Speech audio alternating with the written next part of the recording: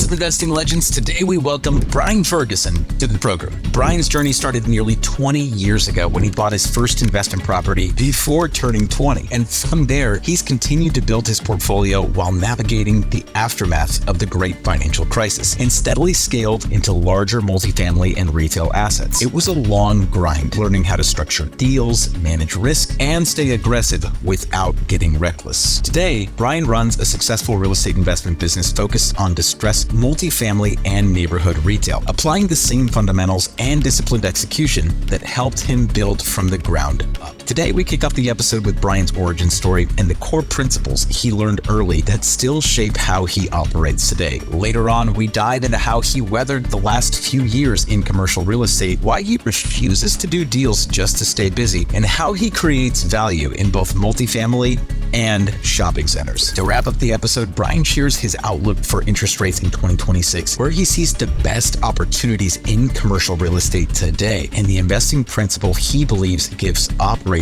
an edge in any market. So, if you're looking for practical frameworks to build long-term wealth through real estate by staying disciplined, buying right, and focusing on what actually moves the needle, this episode delivers perspective from someone who's been actively operating across multiple cycles with an outstanding track record in the trenches. So, without further ado, everyone, let's welcome to this show, Brian Ferguson.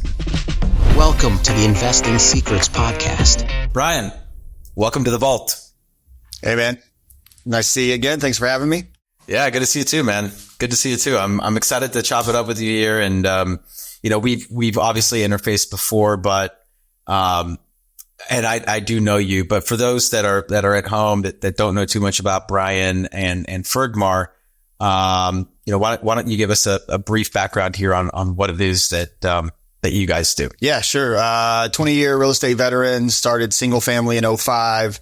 Kind of did that through the recession, got into multifamily. Fast forward over the next 15 years, kind of just bought and sold single family, started buying and kind of 1031ing into multifamily, did that all the way up until, 19, going into COVID, sitting at home in COVID. I became a passive investor, kind of my portfolio was running and started investing funds on the side, passively. And I did that for a year and a half and, then kind of started seeing some good opportunities and took on a few partners and, got into the shopping center space pretty heavily. Or deeper in what I was already in.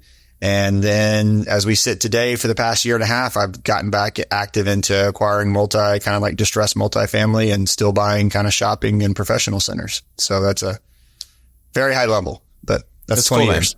Man. Yeah. What are what fundamentals did you acquire kind of like early on in the game that you still deploy today? A lot of things have changed that are still, in fact, I would say this as a whole, what we put into the company is they're like just, responsive and aggressiveness. I think those go hand in hand. Like I always call it aggressiveness, but lately I've gotten more where just talking to someone at a conference, like just being responsive is like this, this free thing that you can provide to people is just respond, text, email, like, hey, I'm busy. Sorry. So I'm really big on that, and then creativity from myself, like that's how we're structuring a deal, how we're looking at returns, how we're sourcing debt, how we're making a deal work for a commercial tenant, just create pay plans for good team members, remote, like just creativity, like just trying not to be black and white on things, which is a blessing and a curse, but, it's helped us along the way. Interesting. Yeah. Very interesting. Responsive. It is interesting. Like the responsiveness thing that you bring up. I think that, good deals, like if they get presented to you, right? Like just being responsive and cause it goes both ways, right? It's like on the on the investment side of things or more like the acquisitions side of things, right? Like I assume that responsiveness helps in that way. Just being able to act on deals quickly, et cetera. But then also with your investors too, right? Like, being responsive to them and getting out in front of things and just being communicative. The number one complaint I hear from investors, that come to me personally, is that when they've had previous experiences, investing with other groups or other syndicators or other fund-to-fund managers, whatever, the number one complaint that I get is, lack of communication. Yeah. Well, and I would say, so without spending a bunch of time on it, but just putting in 4 different scenarios, good and bad. So broker sends you a good deal. More people are fast to respond than not, right? Respond faster. Yep. That's broker sends you a off market deal that's not for you. Many don't respond. I think you should respond. I tell the team, oh, this deal doesn't work. First thing I say when we're in our deal review meeting, great. Who's responding to that broker? Who's telling him that? And who's telling him why? We'll even get on calls and we'll say, let us walk you through the full model and show you why. Like if we opt out of a deal, we're like, we want to show you our full model and why it didn't work. Same thing with investors. And I experienced this a lot when I was an LP. When I was committed or like sounded like I was committed, the response was great. The second you tell them no, it's like they've moved on to the next one. And I get it sitting on this side of the table. Okay. I need to fund this deal. So I need to go talk to the people that are still interested.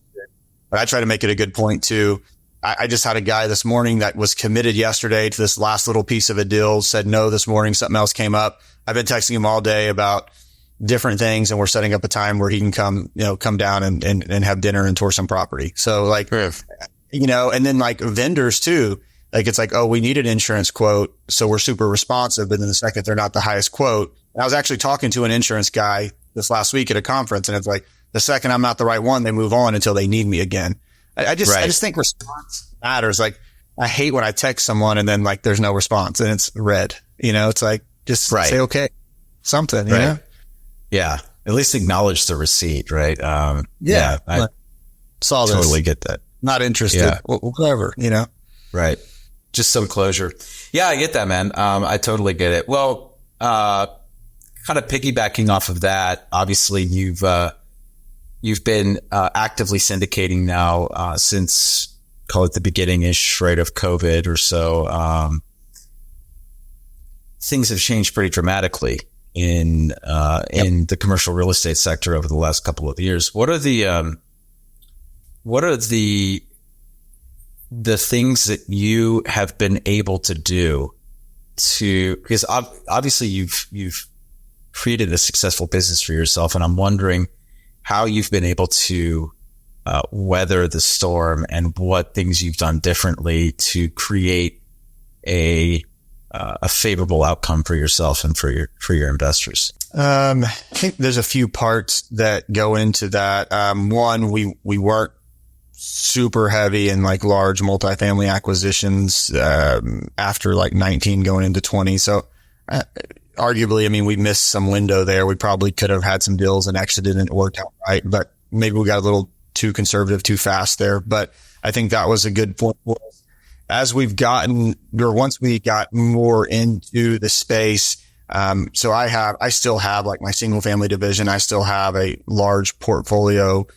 Like, I'm not this big like AUM person, but for perspective, like we're going to be 140 by the next week, but like 90-ish of that is just before we ever took an outside capital. So it's a pretty sizable portfolio there so that cash flow. And then still have our single family. It's kind of more of a big wholesale business now, but all that is what supports us, pays the bills, pays my team.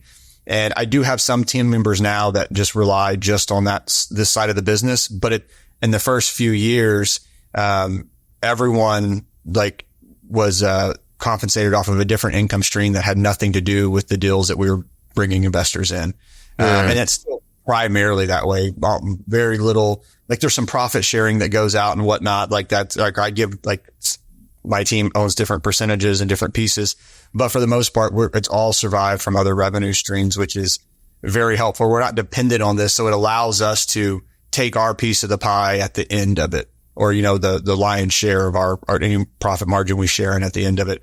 So that's been helpful. We don't do like a fund type deal. We're a deal by deal. So the deal has to work. And if we don't buy a deal all long, like we're okay. So,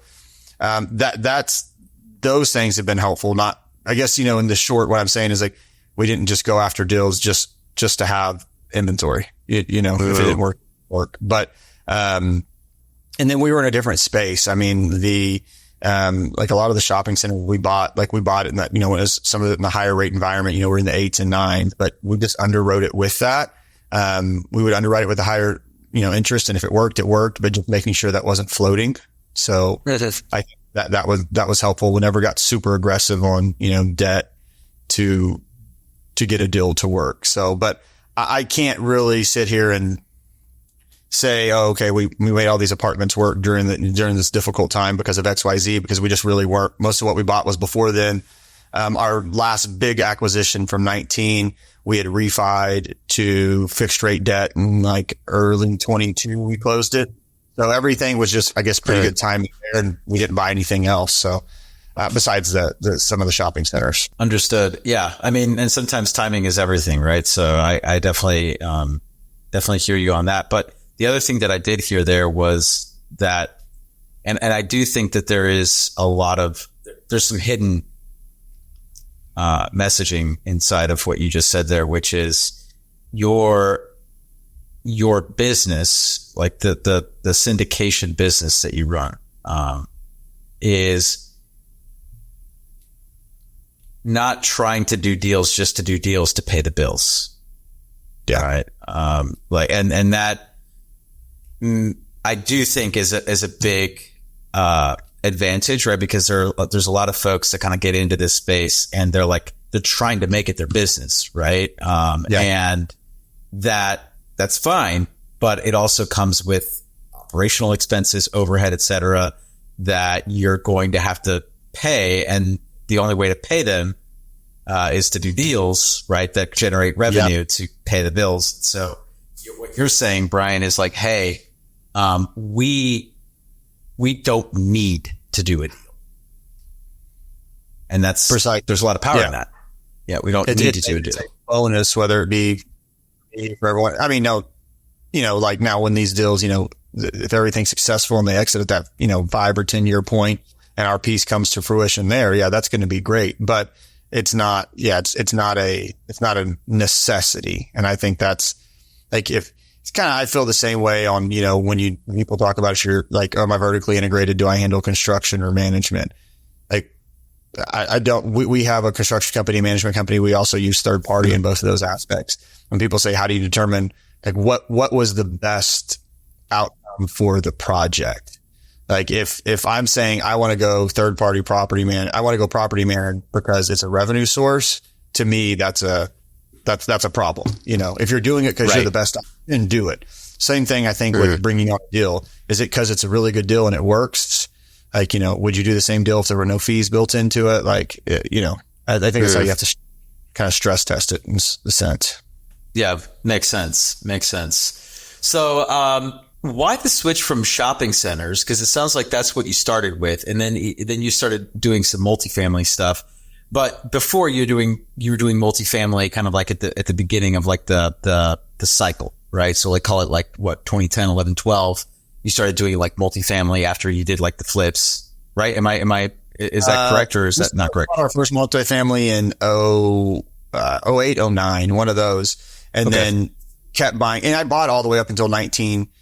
And then 20, and I guess we were still looking at deals, didn't see the right deals. Going into COVID is when pricing was high. And then I also, sitting at home at COVID, like we also got to a point to where when we were buying bigger complexes, I had these tranches of single family houses we had acquired. And if I sold 10, they were selling fast enough within a time frame where I'd have a decent amount of equity from each one. I'd have 10 of them at 1031. Well, then it got where I have 200 or 500,000. Well, that's not enough to go buy a sizable apartment. And that's what kind of shifted being an LP. Like I can just be a part of it. And I was at home for COVID. We were all remote. And I'm like, maybe this is just the next route. But then once we all got back to the office, it quickly was like, I'm not ready for this yet. I mean, I was 35 at the time. So. Right. Which is crazy. Cause like that means you're super successful, kind of like even in your, like, you start doing that when you're in your, like I'm doing the math. You're 20. Probably like what, early 20s, right? When you started flipping and just turning 20 is when I bought my first property at 18, which is like my homestead. And then I bought my first investment property right before I turned 20 was my first flip. So yeah, that's awesome, man. That's awesome. So, and look, like people see your success now, right? Like you've been on, you're doing podcasts and obviously you've got this like really successful business and like people think, oh, wow. But no, I mean, it's been a long journey, right? To get to this point. So, I just turned 40, so half my life. There we go. Is it half your life? I feel like with medicine now, man, like we keep like the average age keeps going up and up and up. No, I didn't mean that. I mean, like I'm 40. I've been doing it 20 years. So half of my current half your life. I was like, you're like, got it. I thought you meant like, yeah, I meant half my life down. I'm like, no, I'm not right. I was moving with my oldest the other day, and I went to the movies, and we were talking about something about lifespan. And I said, I may be halfway there. I'm 40, talking about going to 80. He said, yeah, actually, I read something the other day. Like it's probably around 60 or 65. And I'm like, oh, dang. Oh, yeah. That's funny. So what got you interested then, as you were building up the single family portfolio and like 1031ing into multi and stuff like that? At what point did you start getting interested in retail or shopping centers, and what are the core differences between the two, and what keeps you kind of interested in continuing to do both? So what happened was in our current market, we weren't looking at other markets, and I just call it right or wrong approach. Few steps I may have skipped, but maybe they were all important. But I was like, I'll just expand into different asset classes and stay in my market. So I'll be a master of my market and then start mastering each asset class. So I mean, I did a few mobile home parks. Actually, 09, 10, I bought a foreclosed mobile home park. That was a big one that put us on the map. Actually, we actually officed it out of it for a few years and turned it. And then I have like some self-storage. Like self-storage is a good example. Like I learned, okay, it operates completely differently. And then we were already doing some, like smaller, like commercial. Then I got into strip centers, but it was just anytime I had a chunk of money to 1031, I would just go knock on doors and be like, hey, do you want to sell this? Do you want to sell this? And I just looked at the numbers, like what kind of revenue, what are the expenses, like what kind of NOI I'm getting. And we would just bring it on, and the team would just adapt, and we would learn and we would adapt. But then as that scaled, we've recently dialed it back and said, okay, we have to pick which lanes we're staying in as we're going to expand into other markets. Multifamily, we know it extremely well. And plus right now we're extremely, I guess, bullish, you would say, on it, because this is like a once or twice in my lifetime cycle to take advantage of. We're not just outlying multifamily. We're looking for very deep discounted multifamily. The, kind of neighborhood retail space, you're going to maybe bring a national tenant in, or it's like a local mom and pop open up a nail salon. But like I have a ton of passion for that space. Like, it's a growth piece of the community, and we built up a bunch of them. We've gotten where we're pretty good at it. I also love it because it's kind of like I don't want to say an older, I don't know the best word I'm looking for. A lot of times you'll find these deals to where sometimes the owners are, large, like they have large portfolios, and they just don't give the right attention to these.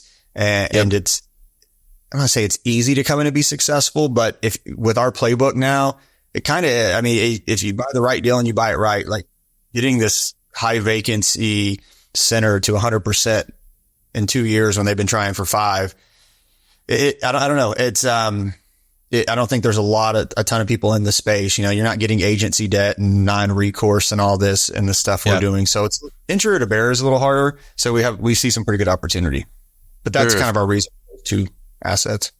Interesting. Okay. So at what point did you decide to start going outside the market then?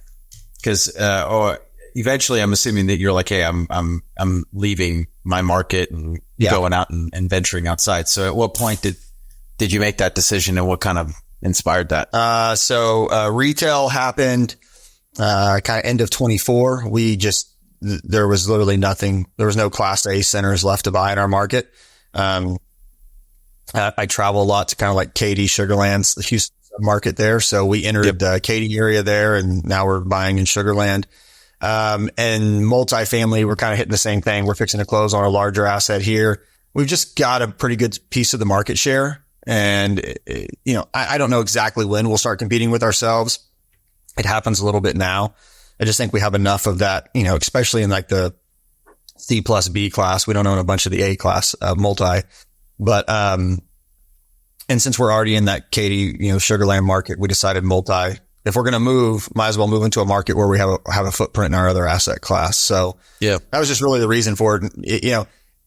if we just kept expanding, like, oh, now I can go buy industrial buildings, we could have probably just stayed in our market longer. But dialing into just those two asset classes, our market share is as high as we want it to be. Got it. So more than anything, it sounds like the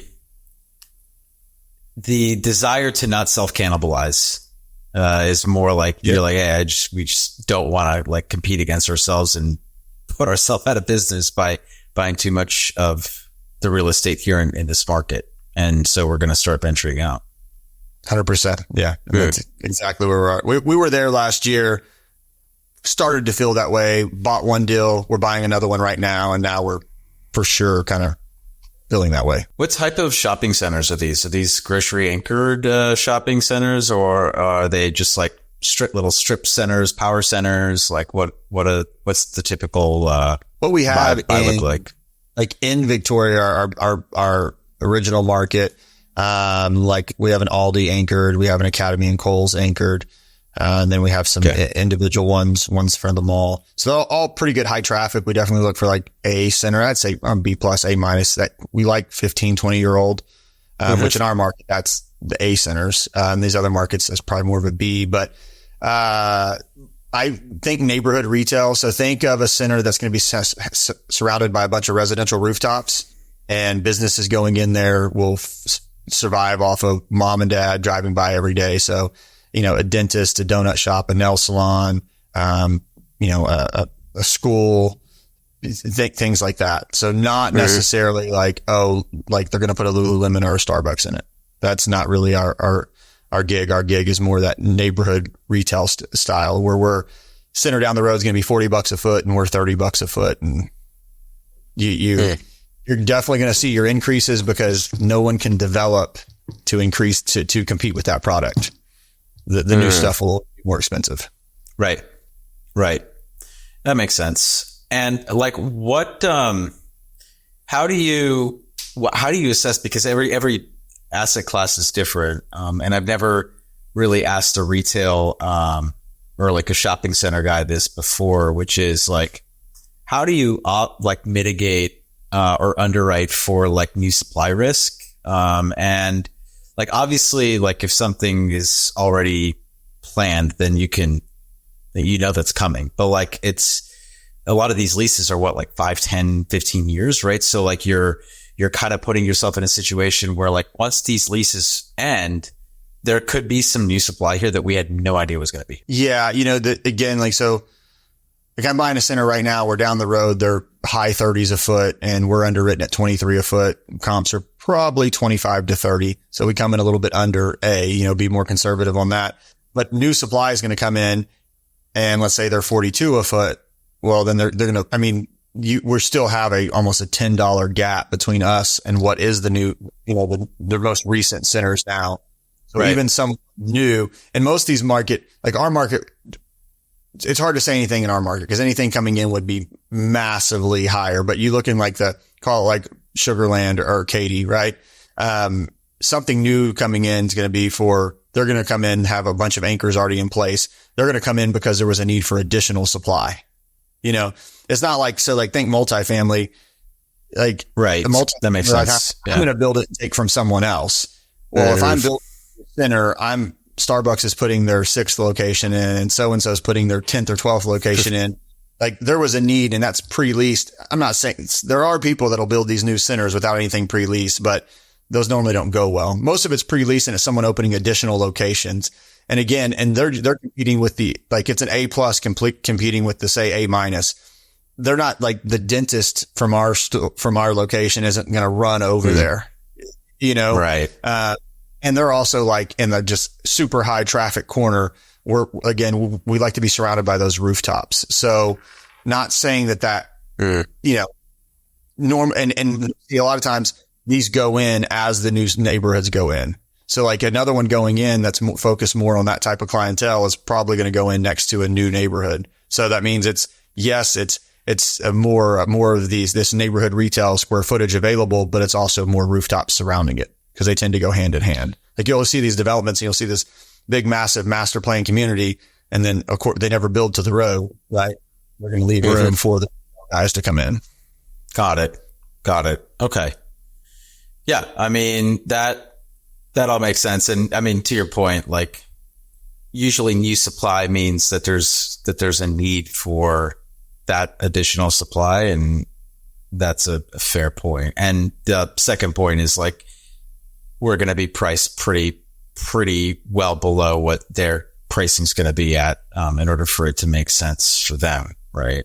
Their pricing needs to, offset the development cost. So, yeah, we did one in Katy that our first one was a small one. It was like 7,000 square feet. We just now, we had a few turnovers and we filled it, but we went into like 32 a foot and, I think we're signing right now at 28 a foot, but we were at 32. There were guys at 35 and 36. We learned on that deal. And that's why we bought a smaller center. It was only like $2 million. We did it to learn the market. And what we learned was like, you don't get that close of a gap because we'd have people that I like 32, but I can go over here for 35. Right. Now, so that's why the one we're doing now, I'm 28 to 30. The new guys are 35. I have it underwritten at 23. So that's a pretty good gap, right? Like it matters to come to me, but when it was $2, $3, like don't try to compete with those guys if you're less than 10%, delta between your rate and theirs because they can negotiate and kind of wipe you out. Where is the main value creation, in that strategy? Right. Where do you see the most arbitrage? It can be a few things. Like on a real deal basis, one right now. So they're 30%, vacancy and they have stuff that's under market. So these people that have been there. So what happens a lot of times, like there's less value in a deal that has a bunch of 5 and 10 year tenants with 6 months left on them. Right. That's right. harder. That's harder to get good debt on. A lot of reasons that scares people off. But that leads opportunity. Like we're buying, like the one we're buying. So there's I just said market's going to be 23. There's a donut store in there that they're at the end of like a 5 or 8 year lease, but they're paying like $7 a foot and didn't have any increases in it. I mean, that's huge, right? Like, so there's that piece. And then what happens, the reason the vacancy gets there is one of two things. Either you just don't have aggressive leasing, which is again, goes back to communication. Like one of the first things we do when we look at a center is we go see how many leasing numbers are outside. Cause you'll be surprising that people never take down their signs. And then the new sign doesn't take down the old sign. And there's 3 numbers and then none of them call you back for a week while you're underwriting it. Right. I mean, like we're calling you back in 10 minutes. Like, yeah. So, but then the other piece of that is, so I've owned this deal, I've owned this center for like say 10, 15 years. All these 10-year leases expire. Well, when Danny moved in, I gave him $85,000 in TI, tenant improvement allowances. Now you move out and the leasing agent's like, hey, we need to come up with another 85 grand for this new tenant. Well, you get these older landlords or like, that have owned them for a while. I'm not going to dish out, but like, let's just see what happens. Yeah. And, so just a multitude of those things happen and then vacancy piles up. And there has been a market shift. There was a time where you didn't have to give all these credits or 6 months worth of, rent abatement, but that's not the world we live in anymore. But if these owners that have had it for a while aren't used to it and they're not willing to offer those terms, well, then they lose the tenant. And before you know it, it's 2-3 years of vacancy.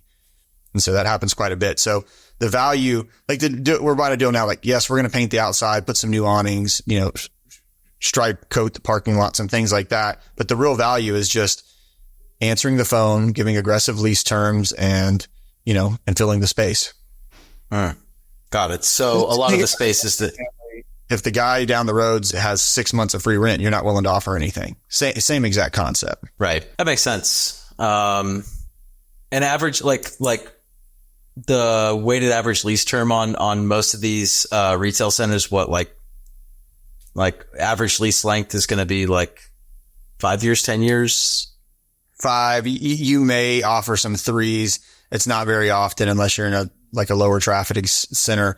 So most time it's going to be 5 and then we'll negotiate, a few 5-year extensions and those extensions will have we'll do a deal that's like $28 a foot, 5 years, but it has a 3% annual increase. So that's the other deal. You're getting your increases completely baked in. On pure income because triple nets they are what they are. That's a full pass through. So, right. But yeah, 5 with a few 5-year options is pretty standard. That's, that's interesting. I think the the vacancy obviously is like the big one that stands out to me. If you can find something that has a lot of vacancy and then obviously like a business plan to kind of, get the occupancy up, I think that makes a lot of sense to me. You mentioned debt, on that. And so I'm just curious, like what you're seeing right now in the debt market in general, both in like multi, right. And retail, or just in general, right? Like, I think we just saw rates come down below 6. I think I saw that earlier today. So that's interesting, but what are you seeing right now in the debt market, and how are you kind of projecting, the debt market shaping up here for the rest of the year? So multi and kind of the retail space, like, a 3-year bridge deal is like SOFR plus, aggressive is 2.5. 2 would probably be real aggressive. I think SOFR plus 3 is a good mark, which would be like 6.6, 6.5 today. On a bridge with like, it's got some hair on it. It's not stabilized. I'm borrowing construction dollars. Multi, which is probably the most common. I mean, if you get a large balance, Fannie, you probably see sub 5. I don't know if that's with or without a point. I haven't quoted that in a little while, on fixed debt. And then on the shopping centers, our stuff isn't big enough really for like CMBS. So we're going to see more like life quotes or credit unions, some bank quoting one right now that we're buying a center that's 100% occupied. We're seeing, I think the best quote I have is 5.7 with a 75% leverage, which is like half a point, which is, pretty good. So it won't get quite as cheap as the, agency multifamily debt, but, it's sub 6, which is, it's pretty good. Best we've seen in quite a while. Yeah. Yeah. That's, so you're seeing sub 6 on both already. You're seeing sub 6 on multi and on the retail side of things. Large residential, I have sub 5, like 4.9. Yeah. With really? Like with a point in it. Yeah. Got it. Huh. That's really good. I don't think that we've seen anything. I haven't seen anything with that kind of rate on it yet, but, that's fascinating, man. Yeah. I mean, it's gonna have some points and some fees in it, but, for agency, I haven't taken one down, but most of our stuff in the beginning, unless we're assuming agency, on the distress stuff, just normally you're not taking it agency directly in the beginning. So we'll do, like some type of like local bank type, maybe not local to us, but like a larger local bank, or we'll do a bridge program, but we're just going to have a built-in rate cap for the entire hold period. Got it. Now, switching gears a little bit here on the operations side of things, Brian. So the staff that you have, are you asset managing all of these, plus managing, like, are you just asset managing, or are you actually vertically integrated and like have a management company that's like managing, all of these, or are you third partying, the management for a lot of the multifamily and the retail? All the above. So yes, we have a full asset management team now, that used to kind of be a mix between property and asset, but we have an entire separate property management division that manages, only stuff that we have an ownership stake in. We can be a partner, whatever, but we have to have an ownership stake for us to manage. So in our market currently, we manage most of, we do have some third party relationships that we started in the past year or so. And that's simply because economies of scale, like you can own 1,000, 2,000 units. If they manage 40,000, they're going to be able to provide some group policies and programs and discounts you can't touch, and they almost pay for themselves. But, right. In anything outside of our where our corporate office is, we use third party for all that. And then same on construction. Like I have 2 deals going right now in Victoria. One, my construction company took on the bid. And then at a certain size, once it becomes sizable, we'll bring it. We brought in Houston, we partnered with, and they're taking it on. So it's a little bit of all of it. Yeah, I like that. So do what you can do, and then do what you're good at, and then like outsource or bring in third party help for the rest. That makes sense to me. Cool, man. Well, we're starting to run up here on time. Couple things though before we let you go. First one is if the folks at home are interested in learning more about Fergmar and want know how to invest with you, where can they find you, and where should they go in order to make contact with you? So our website's fergmarcapital.com. And then I'm very active on LinkedIn. So do a lot of connecting there, but those would probably be the two best places. Cool. And we'll have all of the links and everything to find Brian in the show notes down below. Couple last things for you here, Brian. We touched on the debt market, but not really just like the overall forecast for 2026. And given how we're at the beginning of the year right now, I feel like it's appropriate to kind of just like forecast out a little bit what the rest of this year is going to look like for commercial real estate, or, you know, if we want to stick specifically to multi or retail, that's fine. But just like in the sector, like how do you see things shaping up this year? I'm getting all sorts of answers, so I'm curious to hear what you think. I am optimistic we will see some reductions, especially on, I don't know about prime, how much more we have to drop. I think the SOFR, some of the treasuries for sure. We're underwriting it as if that's not going to happen. Like even deals we're underwriting that'll refi in the next few years. We're plugging the refi rate, 1 to 1.5% higher than today's rate, just to be safe. But I do think we'll see a little relief here. I think we'll see enough relief for like I have some of these deals I have now is under contract and the drops helped. Yes, they helped with cash flow, but it wasn't a make or break. Do I think we'll see enough relief for someone that is in a 3-year-old deal that's underwater terribly? No, I think for people, I read this, someone posted this the other day and I think said it really good. It was like survive to 25 and now the same thing's happening in 26. Like if you don't have the capital to make the refi happen and the only success you see is some type of massive rate drop in 26, it's probably time to just let go. Yeah. As sad as it sounds, that's, unless you can figure it out. But like, if you're saying like with either rates drop and I refi or this deal goes back anyway, like just start having the conversation with the lender now and see what you can do. But, I think we'll see some relief, but I don't think it's going to be massive. That being said, I think where the rates are today is a good rate environment. When I got into this 20 years ago, like my first house was 6.75.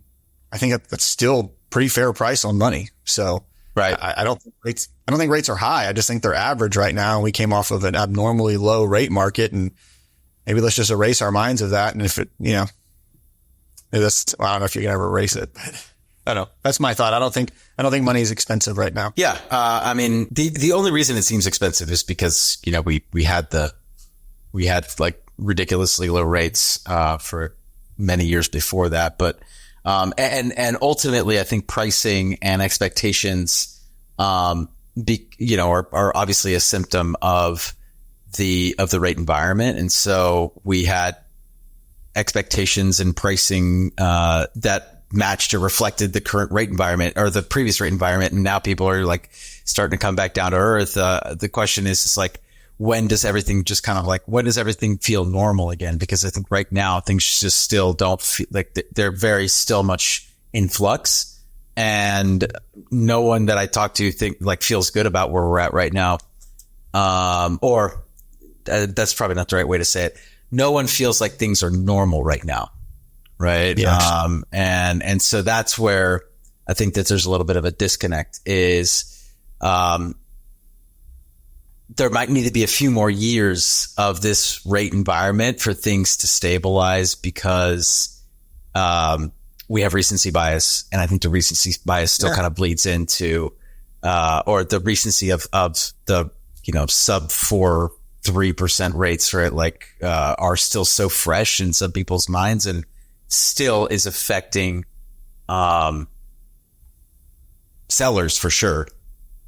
Right. Yeah. It's still affecting sellers and their pricing expectations. So we'll see how this all goes, man. But, it's the delay and pray and survive through 25 and all that good stuff. I don't know. We'll see if rates come down significantly this year, which they might, but again, to your point, I don't know how much more they can come down. I don't really know how much more, room we have. So if you think about it, like from someone that started the GFC, like 07, 08, 09, this is an average rate market, right? From someone that was in this in the 80s, this is cheap money, right? When they're paying. Yeah. But from someone that was 18 to 22 or whatever it is, like this is insanely high. So again, like this is just normal for me, but that's my perspective based on where I started. Yeah. Makes sense. Makes perfect sense. Well, Brian, it's been awesome to have you here, man, but I'm not going to let you leave the vault yet. Before you leave, you got to leave the audience with one final investing secret. Take it away. One final investing secret. Something we didn't talk about already. You can reiterate. You can go back and just kind of like reemphasize something. That's fine. I'll allow it. For lack of it just being like boring, like I think our whole responsiveness thing, I think it's a lost trait right now. Like this is a relationship business. Like if you want to be successful, everyone go to the conferences, network.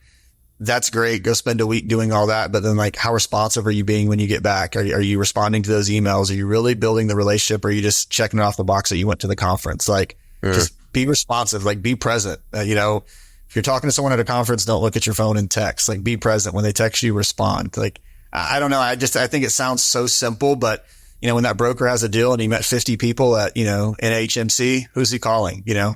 Probably someone responded to him the most. So yeah. I love that, man. And I think it's especially relevant in today's age where there's a lot of distractions, right? So it's easy to not be that way.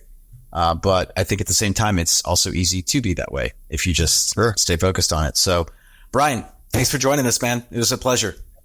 Yeah, this was great, man. Thanks for having me. Of course.